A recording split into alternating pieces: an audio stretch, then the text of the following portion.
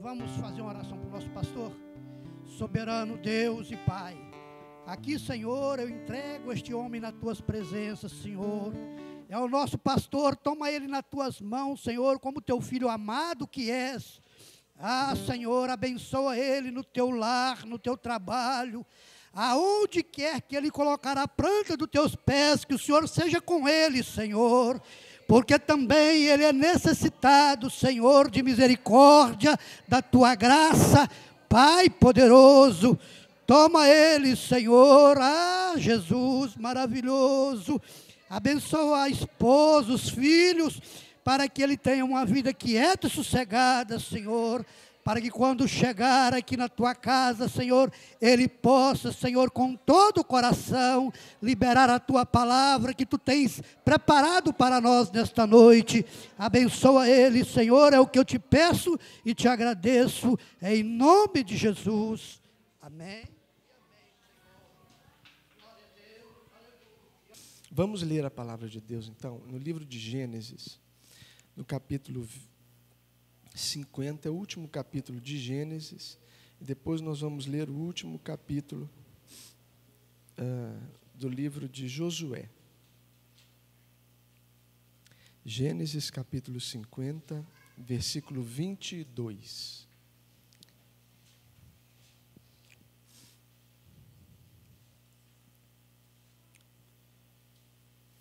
É uma coisa super interessante e que eu queria tirar uma lição para a gente hoje aqui. Vamos lá então, ó. Gênesis capítulo 50, versículo 22. José está para morrer, tá bom? Está velho. José, pois, habitou no Egito, como a gente sabe, não é? Ele foi governador lá. Ele e a casa de seu pai. E viveu José 110 anos, e viu José os filhos de Efraim, da terceira geração, também os filhos de Maquir, filho de Manassés, nasceram sobre os joelhos dele. E disse José aos seus irmãos, aqueles irmãos que o haviam colocado ele dentro da cisterna, feito todo aquele processo, aqueles 11 irmãos, então ele chega e pega e chama os seus irmãos e fala assim: olha, eu morro, mas Deus certamente vos visitará e vos fará subir desta terra para a terra que jurou, Deus jurou a Abraão, a Isaque e a Jacó. Vocês não vão ficar aqui. E José fez jurar os filhos de Israel, dizendo: ele está para morrer, e vocês vão me jurar agora, vocês vão fazer um juramento antes que eu morra.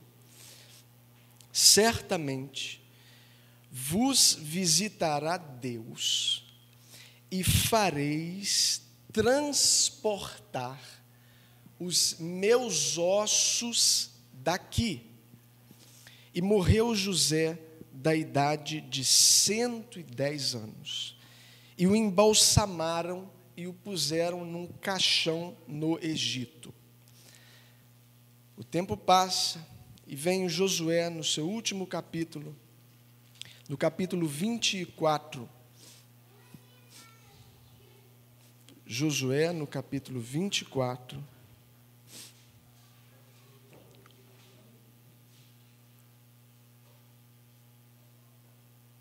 Versículo 29 diz assim, ó: e depois destas coisas sucedeu que Josué, a gente sabe que Josué e Calebe foram os únicos que entraram na terra de Canaã. Servo do Senhor, faleceu, sendo da idade de 110 anos. E sepultaram-no no termo da sua herdade, em Timnat-Será, que está no monte de Efraim, para o norte do monte de Gaás. Serviu, pois, Israel ao Senhor todos os dias de Josué e todos os dias dos anciãos que ainda viveram muito depois de Josué e que sabiam toda a obra que o Senhor tinha feito a Israel. Agora, olha o que detalhe maravilhoso, do versículo 32. Também enterraram em Siquém os ossos de José, que os filhos de Israel trouxeram do Egito, naquela parte do campo que Jacó comprara aos filhos de Amor, pai de Siquém, por 100 peças de prata, porquanto foram em herança para os filhos de José. Esse é maravilhoso, isso daqui. Que eu acabei de ler, a gente podia ir embora. É maravilhoso. José deixou muitas lições para a gente, não é? Da sua vida. José vivo é em si uma lição, é uma vitrine de alguma coisa que a gente podia copiar. Através da sua vida, o escritor do livro de Gênesis, provavelmente Moisés, deixou essa narrativa de toda a sua vida, que culmina no capítulo 37, onde Jacó, numa forma tão interessante, fala que esta é a história de Jacó. E o que segue a partir dali não tem absolutamente nada a ver com Jacó, segue dali a história de José. E eu já falei muitas vezes aqui em campo de futebol para jovens, quais são as lições da vida de José. Uma das coisas mais importantes que ele fez foi quebrar maldições dentro da sua casa. A tal maldição familiar que tanto se fala e que não tem nada a ver com nada, a não ser com vícios nossos que a gente agasalha e vai transferindo para os nossos filhos. Seja ódio de uma pessoa, seja rancor, seja a nossa predisposição em não tentar entender o outro, pelo menos, de olhar com misericórdia. Ele quebra esta cadeia que começara em Abraão. Ele quebra como? Ora, os seus irmãos, só para quem não sabe da história, os seus irmãos, José é aquele cara que sonhava. Sonhou e teve um erro. Foi falar. Tem coisas que a gente tem que manter segredo com Deus, eu e Deus, porque senão o processo atrasa demais. E ele conta para os seus irmãos, os irmãos vai e o colocam numa cisterna, e pela soberania de Deus, aquilo que outrora a gente acharia que foi um erro de Deus, que foi aquela barriga de aluguel de Sara, que deu o filho a Abraão, não de Sara mesmo, mas de Agar, que era Ismael, que um leitor desavisado da Bíblia poderia olhar e falar assim: meu Deus, que desgraça da vida de Abraão, este Ismael. Mas, segundo a soberania de Deus, que anos e décadas passam, quem que está passando exatamente numa carruagem e que salva José? Exatamente os ismaelitas, os filhos de Ismael. Só disso já me traz um gozo saber como que a nossa vida é um tapete, do qual Deus vai tecendo de uma maneira tão absolutamente absurda, que depois de longos anos que a gente olha para trás e fala assim: olha, tudo na minha vida foi necessário. Eu só não entendia o processo, porque eu estava no meio de um fogo, de uma tempestade, de um redemoinho tão grande, mas quando a gente sai de lá e vê como que o sofrimento é algo essencial para nós. Por exemplo, no livro do profeta Isaías, no capítulo 38, verso 17, profeta Isaías, capítulo 38, verso 17, olha o que fala sobre o sofrimento. Lá está escrito assim: eis que para minha paz eu tive em grande amargura. Olha só Um cara, para falar uma coisa dessa, tem que ter sofrido demais, e depois de anos olhar para trás e ver esse rastro de dor e falado assim: isso me foi para bem. A paz que eu sinto hoje foi fruto do meu sofrimento. Era necessário eu passar por tudo aquilo que eu não entendia, que eu questionava, que eu falava: como é que você pode, Deus, deixar isso acontecer comigo? A vida segue. José, ainda jovem, é então tirado daquela cisterna, daquele buraco sobre a soberania de Deus, e é levado cativo, escravo. Da escravidão, ele se vê, porque é assim que acontece na nossa vida. A gente não entende, um dia a gente se vê, é assim que acontece. A gente não percebe, a gente se vê, vê que Deus tirou de nós a amargura, tirou o opróbrio do nosso rosto. A gente acorda e mudou, o mundo muda. E ele se viu na casa de Potifar.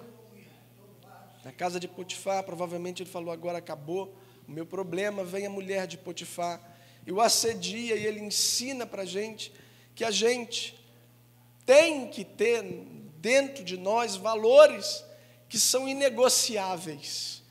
Em tudo na vida a gente abre mão de alguma coisa. Tem alguma coisa, não, isso aqui eu posso fazer, mas tem coisas, porque Deus tem ciúme de nós. O Espírito Santo tem ciúme do meu corpo, que eu não posso abrir mão, nisso não.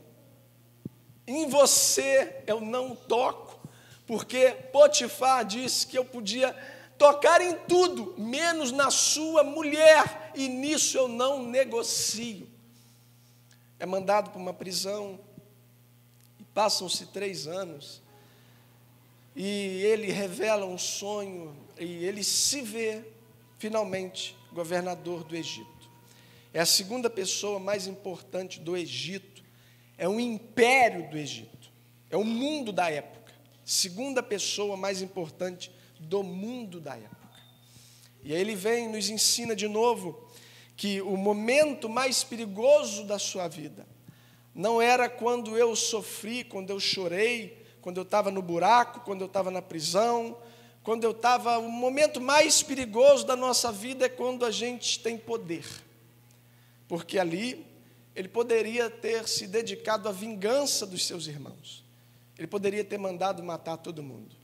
Havia uma fome grande em Israel, todo mundo desce ao Egito, porque segundo o seu sonho, o sonho de José, foi feito todo um projeto, um planejamento de armazenamento de comida, de provisão, e eles descem ali, a história vocês sabem, que os irmãos, depois de muita coisa que José faz para saber como estava o seu pai, que não via há muito tempo, faz uma série de coisas a fim de que o pai se apresente, porque para o pai ele já estava morto. Ele chega para os irmãos e fala: vocês não tenham medo de mim, porque eu sei lidar com poder. E no nosso meio, o único poder, a única força, a força mais importante, grava isso, do universo, é o não poder. É quando você não pode. É quando você olha e se ajoelha e fala assim: meu Deus, eu estou fraco. Quando você se ajoelha e fala assim: meu Deus, eu estou fraco. Aí Deus, que vê tudo diferente de mim, fala assim: agora você está forte. É nessa sua falta de poder que eu posso fazer alguma coisa através de você. E ele vai nos ensinando muitas lições para jovem, para todo mundo.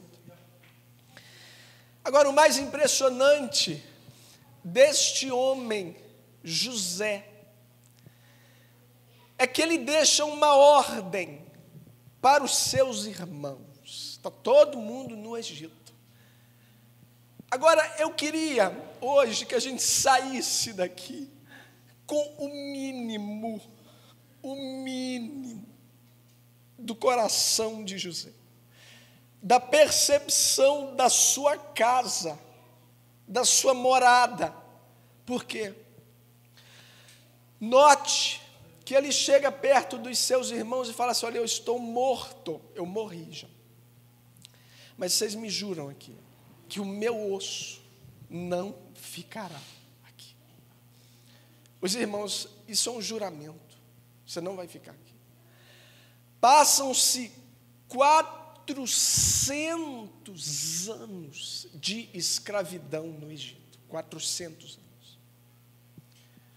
José morre, entra outro homem, outro rei, outro dono do mundo.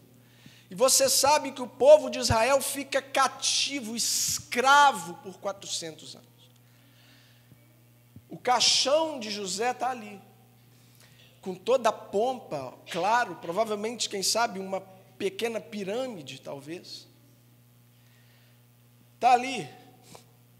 Ele era um grande do Egito. Por 400 anos o povo de Israel passa. Geração vai e vem, está ali.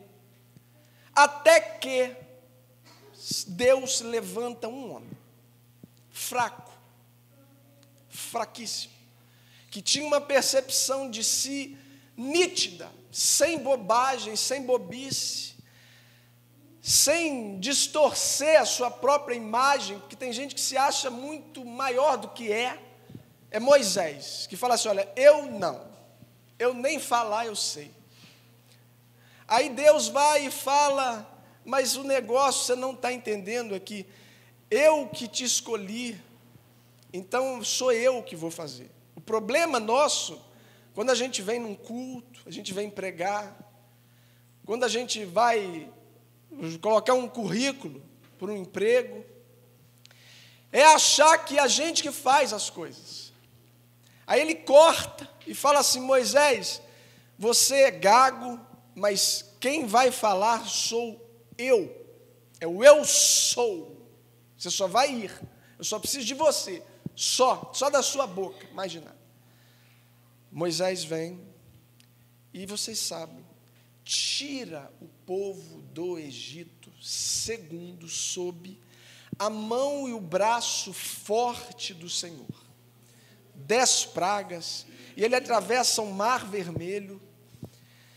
Agora, o texto, de forma absurda, que é este homem, Josué, traz um detalhe importante do livro.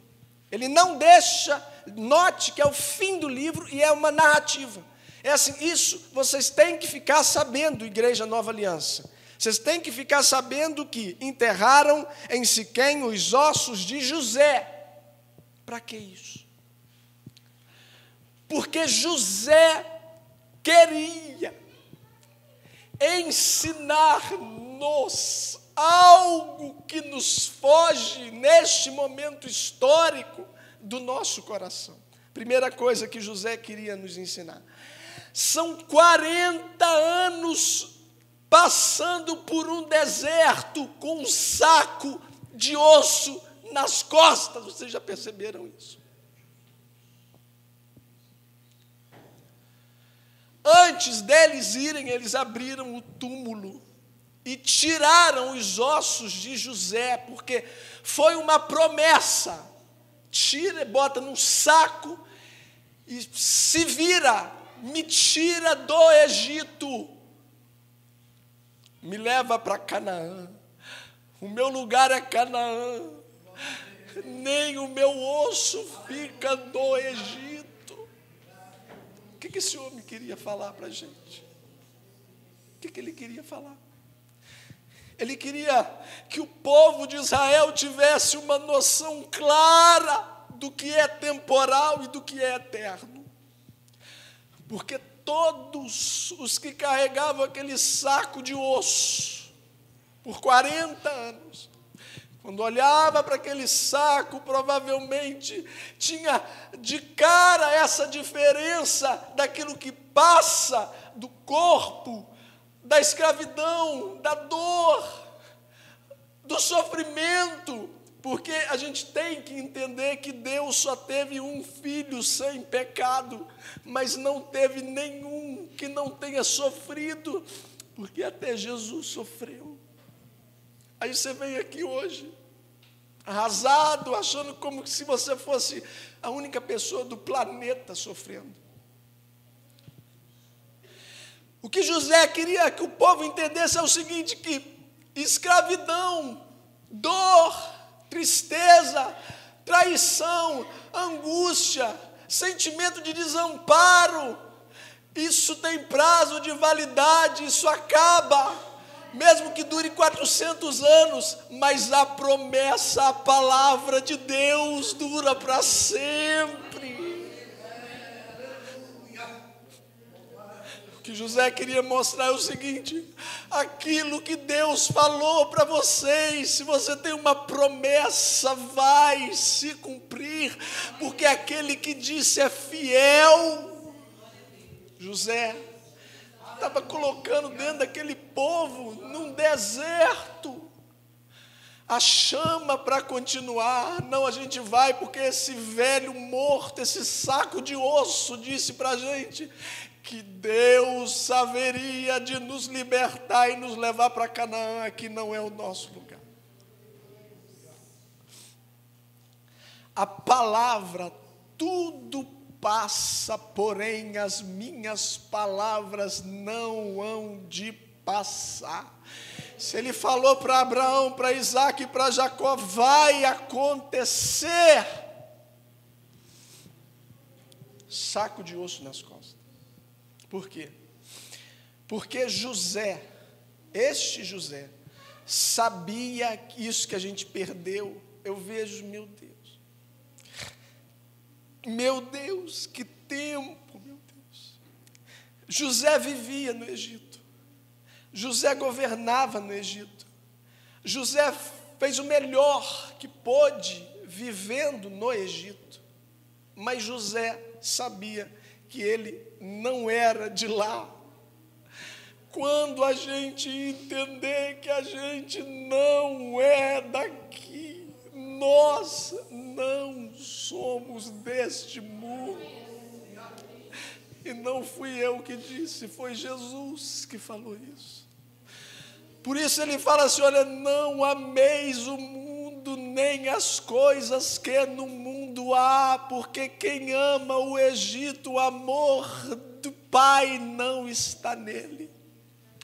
Porque tudo passa. José, lá, osso falante, estava falando assim, olha, porque tudo passa, a concupiscência da carne, a concupiscência dos olhos, a soberba da vida, tudo passa, mas as palavras de Deus, estas palavras não hão de passar. Quando a gente entender que a gente é de fato um povo diferente, a gente vai falar diferente, a gente vai se vestir diferente, a gente vai pôr na nossa casa, na nossa televisão coisas diferentes, a gente vai ensinar e educar os nossos filhos de forma diferente, a gente vai ter o nosso prazer, a nossa alegria lá fora de forma diferente, a gente vai saber que, olha, presta atenção, Israel, o seu lugar não é aí, nem o meu osso fica no Egito, nem meu osso. Isso, meu Deus, como a gente precisava mais de pais que colocassem na cabeça dos seus filhos isso. Que isso passa, meu filho. Pensa nas coisas que são de cima, meu filho. Não queira ficar no Egito, meu filho. Vocês não são do Egito. E o que há de mais extraordinário nisso? No livro de Isaías, no capítulo 4, verso 3, fala assim: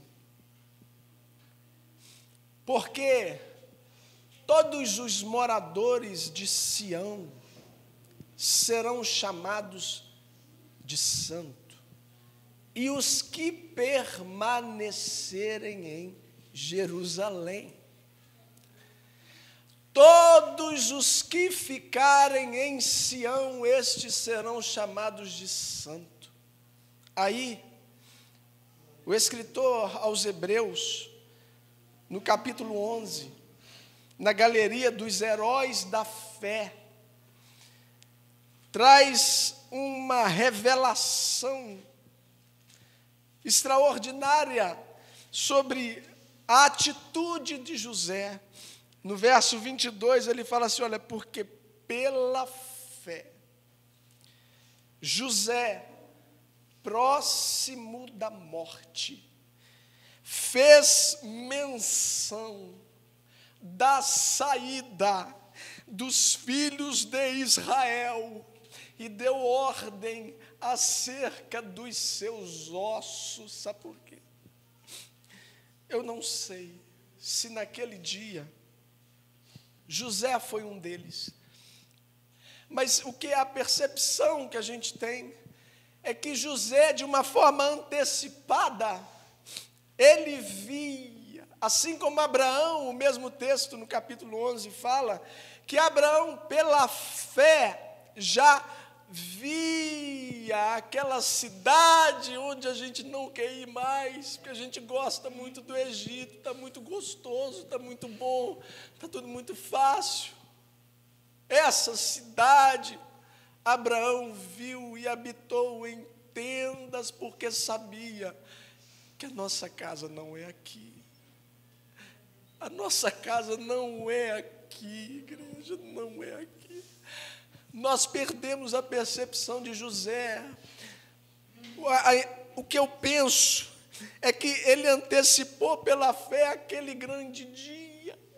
Qual é o grande dia da igreja? Qual é o grande dia? O grande dia da igreja foi aquele dia, lá em Mateus, no capítulo 27. Está escrito assim, olha, porque Jesus deu um brado e disse, está consumado. E diz a palavra de Deus, que naquele momento, o véu do templo se rasgou de alto a baixo, que as pedras, você pode imaginar esse dia, que o sol vira a cara, é como a criatura, a criação protestando a morte do seu Criador, não querendo ver a vergonha do seu Criador. Diz a Bíblia que as rochas se fenderam. E o que é mais maravilhoso que aconteceu naquele dia, diz a Bíblia no livro de Mateus 27, que corpos dos santos ressurgiram. Parece que José estava pensando assim, eu quero estar lá. Eu quero estar perto da cruz, me tira do Egito, me leva para Jerusalém, para Sião, porque Sião é a minha morada. Ele vai ressuscitar. Eu não sei se um dos santos que ressurgiram foi José, eu não sei naquele dia. Eu só sei que um dia, por mais que a gente não acredite, haverá um som do céu, que só quem tem o diapasão de Deus, só quem está ligado com Deus vai ouvir. E vai haver muito acidente, aviões no céu vão cair. A Bíblia diz que estarão dois dormindo, um vai ser tirado. Um vai estar trabalhando, o outro vai ser tirado. Porque Jesus vai vir arrebatar a sua igreja. Os santos ressuscitarão. E nós viveremos para sempre. Este dia está chegando. Este dia está breve. tira os seus ossos do Egito.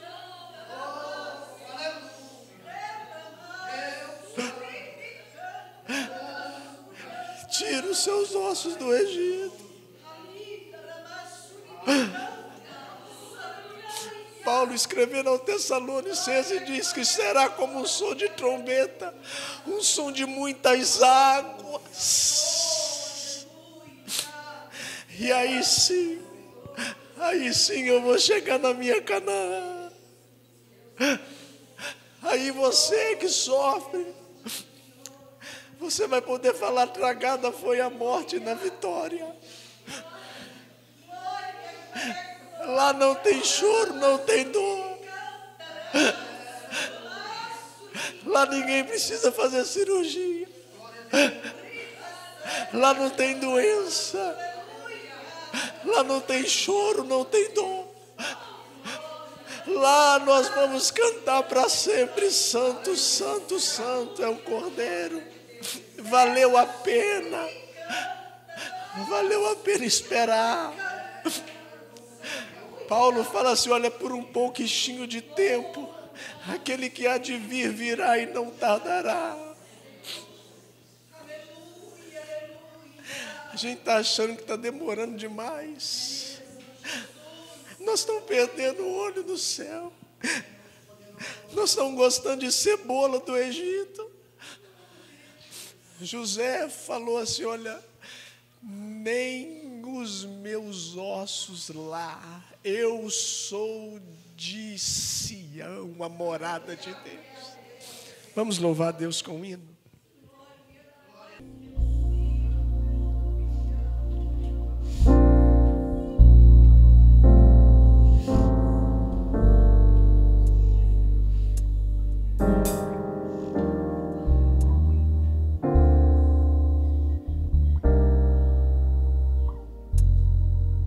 Brevemente toda luta terá fim, e este povo perseguido vai subir. Se já chegamos até aqui, vamos lutar até o fim. Por Jesus vale a pena sofrer.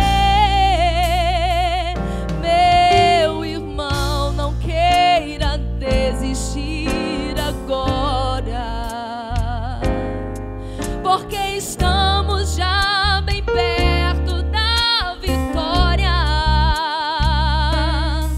Não troque a cruz por coisas tão banais. Olhe pra frente e continue lutando, pois brevemente essa igreja subirá.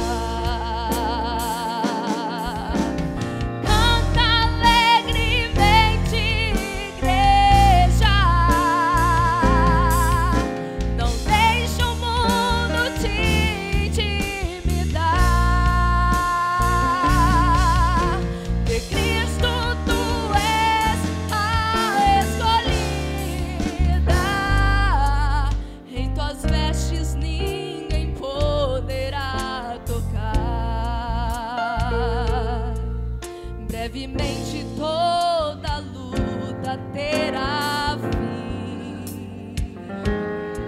Não mais iremos passar provas e chorar. As nossas lágrimas Cristo enxugará, e novos corpos Ele nos dará. E assim será o futuro da igreja.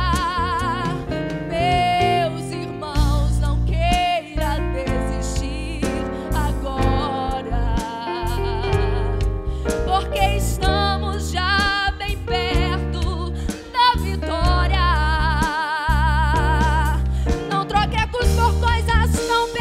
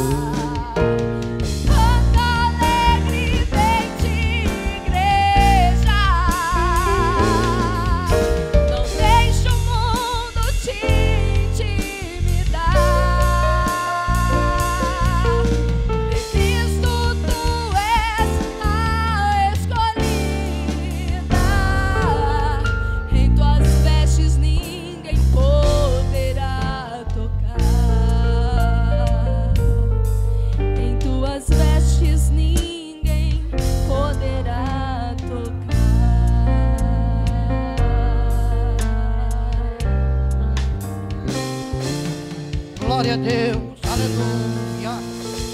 Louvado seja o nome do Senhor. Nós podemos ver, irmãos, o que o Senhor faz. Eu cheguei 40 minutos hoje antes, abri essa casa, dobrei o meu joelho naquele canto ali e disse: Senhor, hoje eu estou tão triste, eu estou tão vazio. Aleluia, glória a Deus. É aonde Deus opera, irmãos, é na sua fraqueza, que nós somos limitados. Mas Deus, com a sua grande misericórdia infinita, Ele está todos os dias ao seu lado. É maravilhoso que o pastor, senti um desejo de orar pelo pastor, que eu deixei de falar em primeiro lugar, que em primeiro lugar ele é filho, também como nós, necessita. Às vezes, irmãos, nós aqui na frente, eu sinto um peso tão grande, porque eu acho que eu não tenho capacidade para isso, mas eu tenho orado tanto por ele, para Deus abençoar a vida dele, sabe, porque é tantos problemas, e às vezes, irmãos, esse vazio que eu estou sentindo, eu quero falar para a igreja, que a igreja não tem nada a ver com isso, os irmãos não têm nada a ver com isso, porque Cristo diz que cada um dará conta de si, o problema é de cada um de nós. Nós temos que nos responsabilizar diante de Deus, porque se eu dissesse, o irmão me entristeceu, eu não posso dizer isso. São problemas pessoais, irmãos, e hoje eu fui repreendido pela minha esposa, que disse assim: fica calado, parece que Deus mandou eu me aquietar.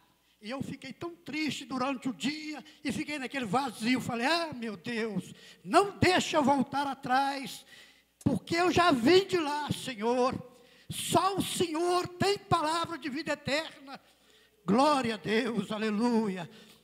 E hoje aqui eu pude sentir o culto que Deus mais falou na minha vida, aleluia, porque Deus quer provar que Ele é quem fala por nós.